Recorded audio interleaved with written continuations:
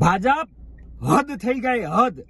તમારા એક સેવકે કાઉન્સિલરે ભાજપ જે આણંદની અંદર જે બળાત્કાર કર્યો એ પાપની હદ છે. સ્ત્રી સશક્તિ ઉપર અપમાનની હદ છે. પાછા વળો, પાછા કેવા સેવકો રાખીને તમે બેઠા છો?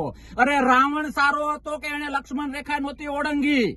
તમારો આ સેવક દીપુ પ્રજાપતિ ઘરની અંદર જઈને એ દીકરી ઉપર, એ બેન ઉપર બળાત્કાર કરે છે. શરમ આવવી જોઈએ. તમે ધર્મની વાતો કરો છો. કયા ધર્મમાં આ દુનિયામાં આવા કાર્યો કરવા માટે લખ્યું છે? પાછા વળવાની જરૂર છે, પાપથી ડરવાની જરૂર છે, ધર્મથી ડરવાની જરૂર છે. એક બાજુ તમે સ્ત્રી સશક્તિકરણની વાતો કરો છો ને એક બાજુ તમારો જ સેવક આ ન કરવાના ધંધા કરે છે.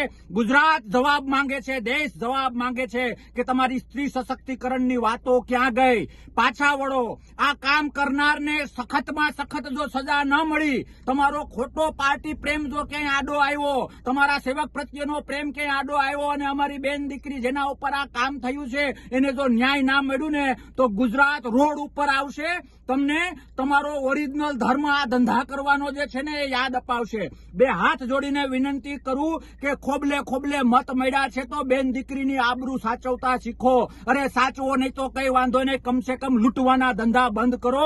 ભગવાન માફ નહીં કરે, લોકો માફ નહીં કરે. ન્યાય આપો, ન્યાય આપો, ન્યાય આપો અને આવા લોકોને ફાંસીએ લટકાવો. જય હિન્દ, ભારત માતા.